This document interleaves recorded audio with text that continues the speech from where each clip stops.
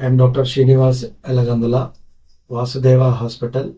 I am a general laparoscopic and laser proctology surgeon working in Karimnagar for past 23 years, 2.5 decades.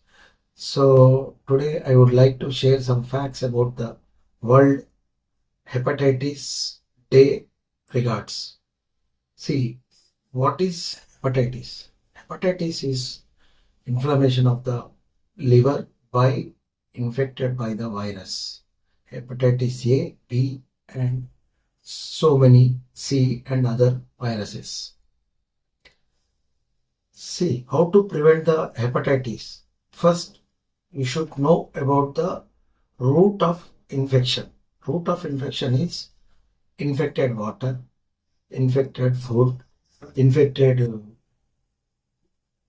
materials like blood and blood products, needles, IV needles, and drugs, uh, contaminated food, contaminated alcohol. People always share that they smoke, they drink with others. That will be causes the more dangerous, and that will causes the highly prone for hepatitis.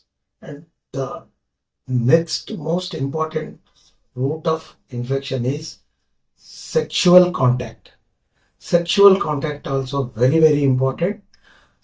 Always try to protect your sexual act with proper precautions like uh, exposure of vaginal content to male partner.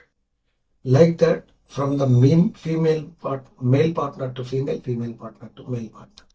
These are all the main things which you should remember. Then what to do and what not to do. See, mainly lifestyle modification. That is, take proper high fiber diet, proper 8 hours sleep, and avoid uh, tobacco, drugs, alcohol, and take sufficient water.